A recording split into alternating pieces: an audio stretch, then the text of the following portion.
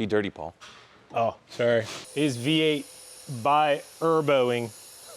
I'm gonna look like Car Wizard. Do I put it in my mouth? Yeah, go ahead and run that in your mouth. I promise I'll tell you where I had it. But go ahead and put it away. That's not gonna help. I don't know what to do with these two.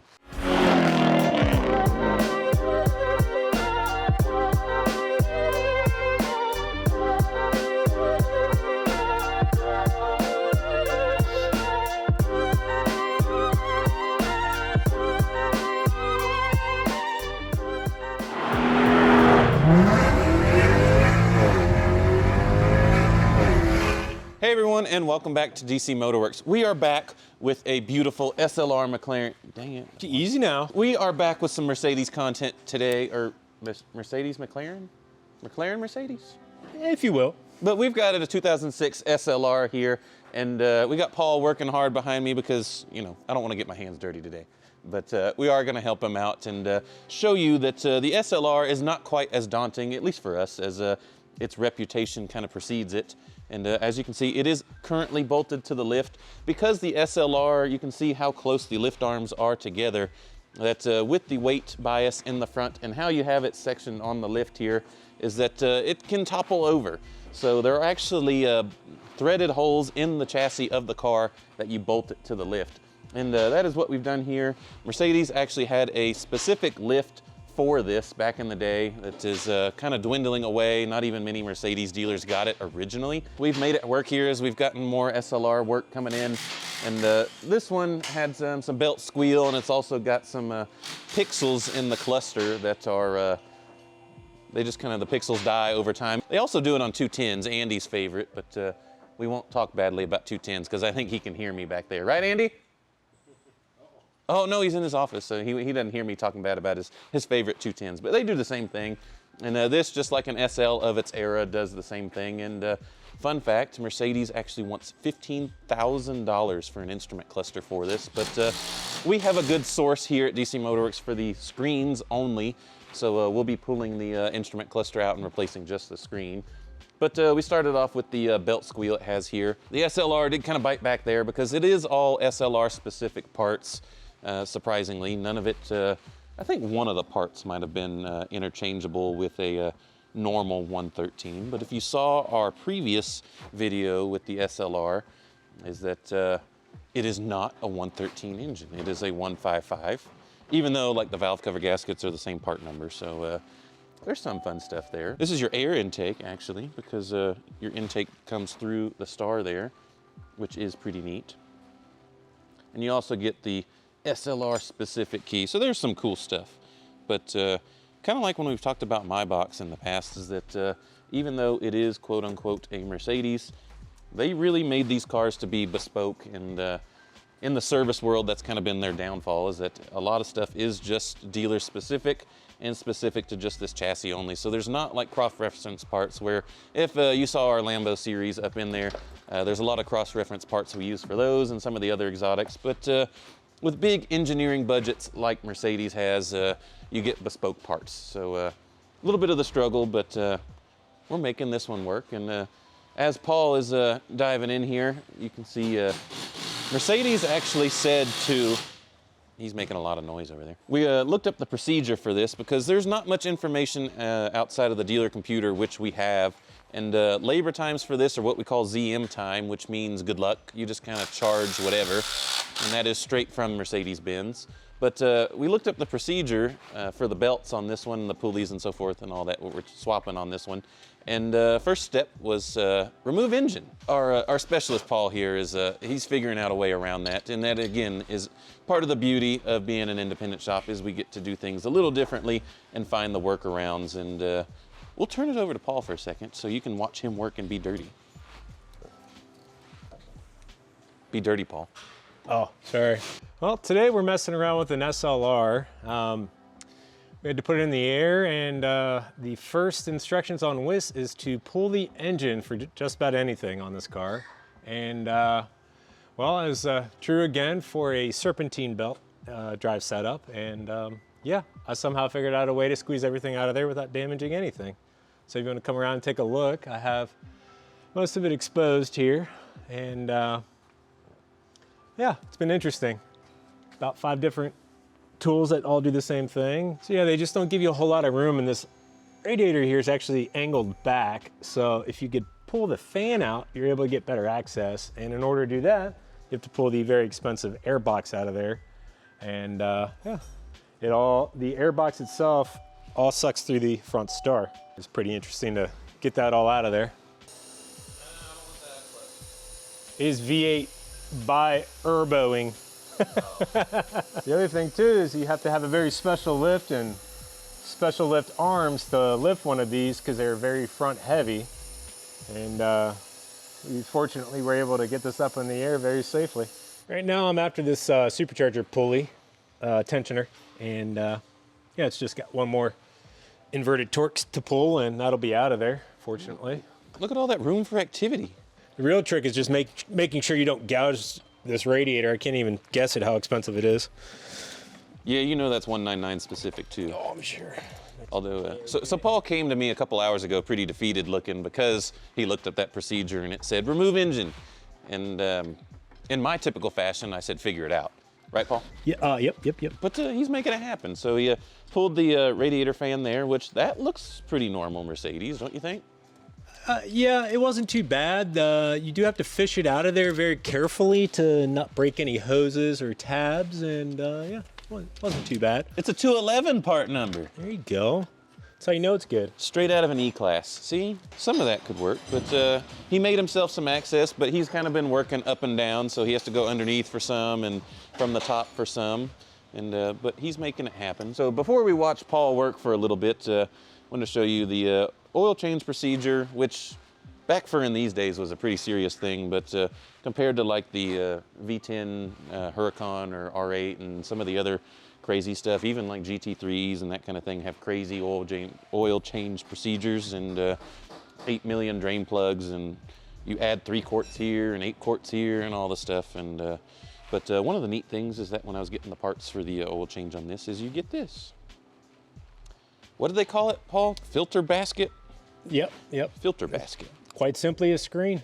Some Ginglish, German English translation that didn't go so well there, but we got some fresh ones. And what was it, 4 drain plugs on this one? 3 or 4? Yeah. You know, just a couple drains here and there. But made that happen. And here you can see, oh, this is an interesting one. 137. So that is from a V12, like my 275. The 137 is actually the predecessor to the 275. It was the naturally aspirated version. So there are a couple of those pulleys. There you go, 155. That is the engine code for the SLR. So that is how you know it is 155 specific, or at least that when Mercedes designed and named this part, that it was intended for use in the 155. And this is your fancy double pulley. This is your double idler for your normal serpentine belt and your supercharger belt. Yeah, I needed that. Thank you. No, hey, don't talk. No, you can have it. This one is actually 155 specific. And I looked specifically because a couple months ago when Mr. Bolian and I from VinWiki went to Ohio for the Cannonball reunion type deal, which there might be a couple videos about that. We'll see if cameraman can tag those up in there. But his belts and stuff exploded on his CL55. I thought that pulley would crossover, but sure enough, it is a totally different part number. So that scheme did not work out, and we got everything from the dealer.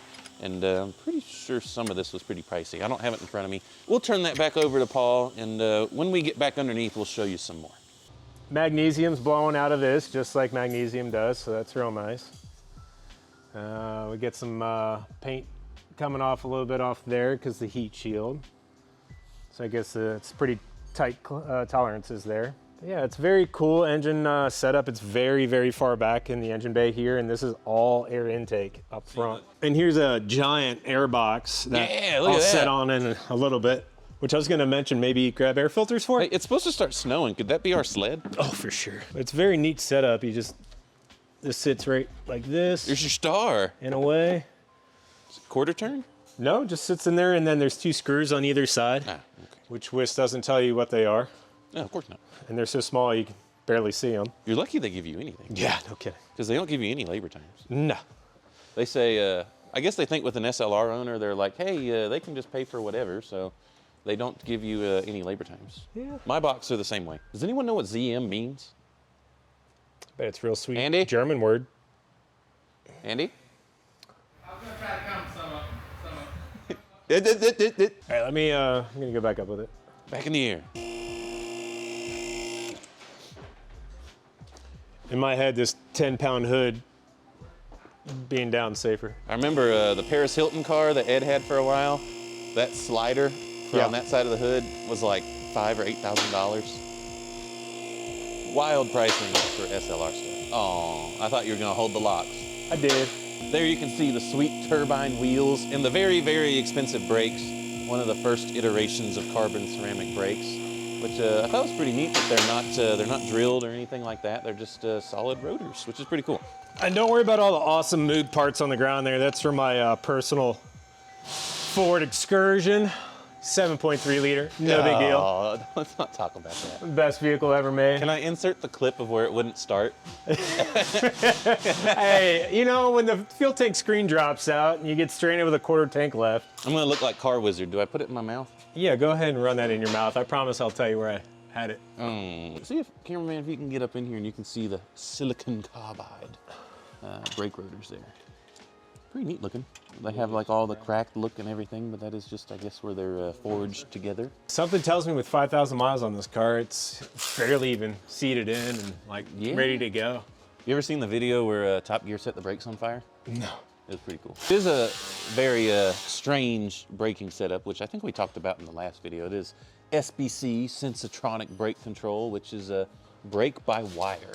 Well, not just, you know, that pedal comes up from the bottom, not from the top. Yeah, the floor mounted pedal is super strange. It's just very interesting It feel. took a very strange feeling braking system and made it extra strange. And then you've got the weird steering. So if you look here, here's your steering shaft. There's your catalytic converter, which is nice and cold right now, thank goodness.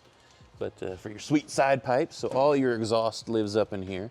But I got sidetracked there. But you can see the steering shaft comes down, and then you have a straight shaft that runs to the rack here. And we already updated the power steering pump on this SLR because it was the old style, and the old style one had complaints of the steering effort that is required at low speeds, and part of that is the suspension geometry, but it is as improved as it can be. Here you can see the dry sump system and some of the drain plugs we were talking about earlier, and behind this plate here is where your filter basket lives. And then contrary to most Mercedes, you actually get a spin-on filter, and that is 155 specific, if cameraman wants to get the part number off of there. 155-180-0010 if you would like a SLR oil filter. While Paul is fighting the good fight there, you can see got our sweet carbon tub. And a neat thing that we also see from our normal day-to-day life of swapping out soft, squishy, worn-out engine mounts from lots of Mercedes. This does not have that. So this is your front mount, which is essentially just a brace with a couple rubber bushings on either side. And you get the same thing on the transmission here. So no traditional mount, and which is a little weird for us from working on Mercedes for so long. But we do get some familiar stuff here, which is just our normal 722.6 5-speed automatic transmission that is in everything, absolutely everything. Of course, it is probably a little special for the SLR, but just some neat things to see there, some familiarity. Some other neat things we saw different here, if a cameraman wants to join me up under here, is that it has a flange instead of a flex disc for the transmission output. There still is a flex disc on the rear, but just look at this, my shaft. You want to see my shaft, Paul? I'm good. Just look at this beefy shaft. They even put a strap around it. So that's common in high horsepower stuff where if the drive shaft, or like the flex disc shears or something like that, the drive shaft doesn't go flailing into your expensive carbon tub. It is a safety strap. Sometimes it's better, you know, be safe than sorry, huh? And our normal shift rod bushings. It's funny to see some of that stuff still trickles down, even though this is a kind of bespoke special car. And it is kind of weird not to see any exhaust also. Did you see that tiny little differential in the back? Yeah, it is just kind of the normal. It almost looks like just, you know, It's just a normal a 211 open differential. Yeah, just normal open diff Mercedes, just, you know. It's just your normal run-of-the-mill coupe. But you do have a nice cooling duct here that goes straight to your your rear diff. Well, you got a differential cooler back there. Yeah, extra spicy. Race car. Spicy. Very neat car. You can see that a lot of engineering and stuff went into this. Just that you got all these carbon fiber panels and carbon fiber body, and it's pretty special, right, Paul? Got brake cooling ducts. They apparently need that. Oh, those are piped in completely. Look at that. That's real nice. You got beefy tie rod too. Yeah, and adjustable coilovers in the front. How about that? Yeah. Race car. It is. It's an exotic. It just doesn't have an exotic transmission. Was it supposed to be flat there? I'm sure it's fine. Did you drop it? Not yet. No. Before he gets back in here, you can see how he's created access for himself. So normally the fan would sit and cover up all this, but removing the engine fan there gave him, I mean, that's a lot of room. That's pretty good. Oh, I'm swimming in there. That's better than a Hammer. Oh boy. I think it's a normal compressor. It is a Denso one. Ooh, it's got a 199 part number on it, so it's special. Everything else, it's just same but different, right? Same but different. Here's your oil reservoir for your dry sump. So most of your oil lives in here, and just the oil that the engine needs gets circulated at the time. And I know we've probably talked about that before, but if you just have a big sump here with all the oil sitting around with a... It's not cross-thread, I promise. It came out like that too. So if you just have a big sump of oil just sitting here, if you're with a race car like this and you're going around the track or driving really fast, all your oil can slosh around and starve the engine, amongst other things. So they decided to put your oil elsewhere. They gave it a different room to live in. Hey, can I borrow this car for tomorrow? I hear they do really well in the snow. No? Okay. Good try. You probably wouldn't make it out of the driveway, honestly. Maybe the turbines would like scoop the snow for you. There you go. Like, you know, see, it would make for a good video, right? No crazy center lock wheels though. Y'all comment down below. What do y'all think of the beak? That's what I call it. Paul, do you like it? The beak? It's certainly a look. You know what it is, you know? But then you might just think it's an SLK. Oh boy. Andy, what do you think? What do you think of the beak? The beak, the whole front of this car? Yes, see, he knew exactly what I was talking about. It's grown. It's grown on me. When it first came out, it was like, what is that? But I like it. It's odd to drive. As far as visually, I got no complaint. he likes the beak.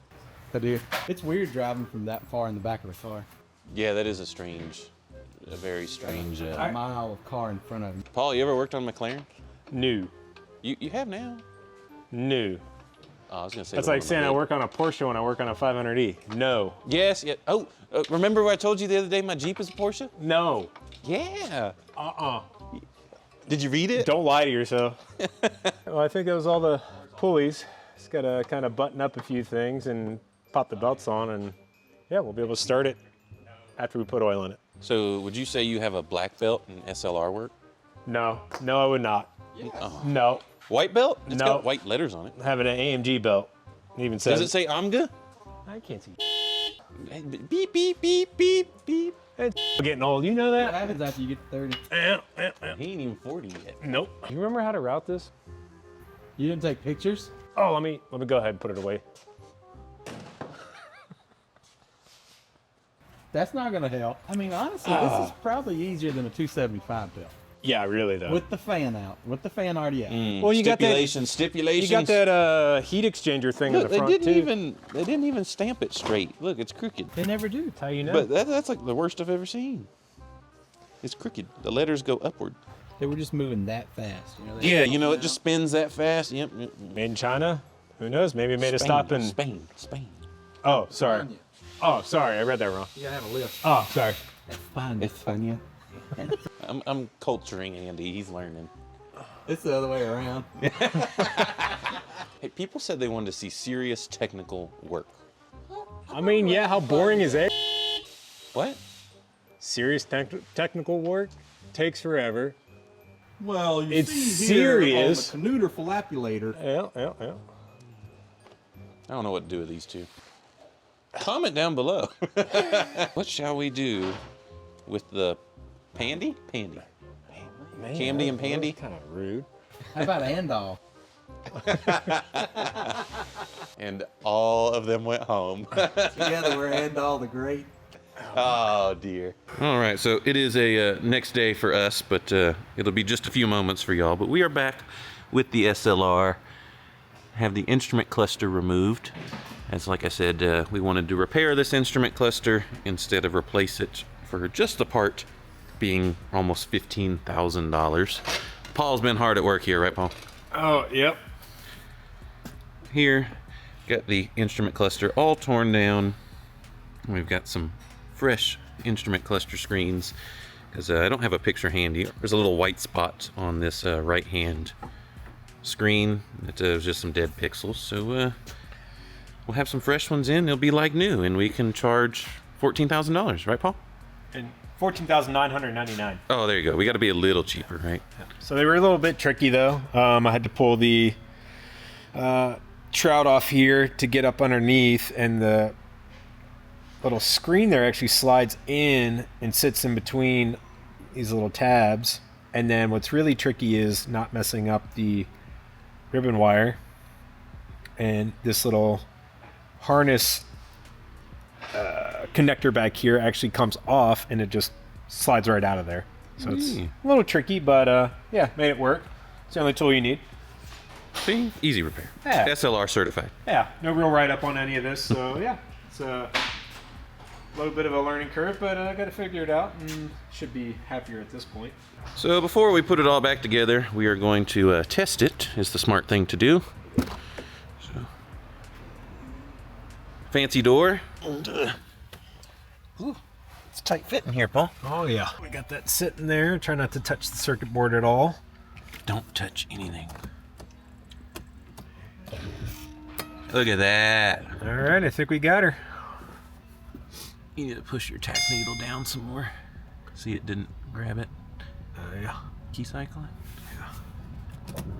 Just push it down on the...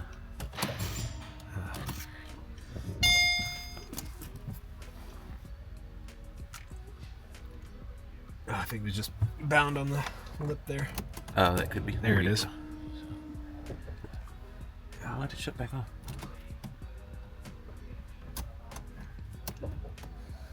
I think that battery's a little fussy. Yeah, it is. Yeah. No more dead spot in the cluster. Since we're here, I can't remember if in the last video that we kind of showed you more in detail of the interior on the SLR, but it's in good company here. Got the long-term Diablo project and a 430 here with the SLR. Got the sweet doors with fresh door shocks, will pretty much open themselves. And of course, as we talked about, the awesome turbine wheels. This one is optioned with gull-wing red interior, which is actually on the window sticker here, which I'll grab in just a second. The sweet carbon fiber wheel with the center mark there. As we've talked about in a bunch of other videos, wish we had smell-o-vision here because the leather smell in here is very nice. Here we have a window sticker. There you go. Silver Arrow Leather 300 SL Red. So a throwback to the old 300 SL. But look at that sticker price. $465,650 $650 in 2005. This is a 2006 model. Let's go ahead and see what that inflation is. $465,650 $650. Let's grab my phone. $465,650 $650. Calculate. That would be $670,402 today. Pretty wild. So this one has not appreciated as the general SLR market, but they are pretty sweet and a very special car from a very special time period. So it looks like, unfortunately, the SLR has brought Paul to his knees. Yeah, I'm praying on this one. Yeah, there you go, there you go. But we just wanted to showcase that we needed to get a systems battery in here because this is just like an SL. Oops, sorry, we shouldn't say that. It's an SLR with a dual battery system. So this is your starter battery. So that is just to start the vehicle. And then you've got the big system battery, which is that feller there. Fortunately, it's not a Group 49, so you don't die trying to rip it out of here. But yeah, those are pretty heavy. Oh, look, your washer fluid's back here. yeah, it's underneath the access port. Yeah, but just wanted to show the back of the car here and some more of your carbon fibre, which is also the battery tray is all made out of carbon fiber, and some of the crazy electrical system stuff going on here. And also Here is your SBC, or Sensotronic Brake Control Unit. It's located in the trunk, which is pretty different from what we're used to seeing. What do you have hidden over there? Is that like your spare inflator kit? Exactly, a little tool kit. I think it might actually be. Oh yeah. Yeah. Oh, and some Mobil 1 oil. The good stuff. And this is 5W50, so SLR spec oil. All kinds of goodies hidden under there. Yeah. Look at all the space. What else could you hide in there, Paul? A bunch of money to service this car with. There you go. That's the idea. Hey, we said we're saving a bunch of money on this. Oh. We saved an engine out, and we saved a $15,000 instrument cluster. So here we are, DC MotorWerks, saving all the money on SLR McLaren service. This is how the rich get richer. So there you go. The SLR is almost done. We're about to have it finished up here, and it can go back home. So hope you all enjoyed this video. Like, subscribe, hit that bell icon, all that fun stuff if you want to see more of some DC MotorWerks. Thank you.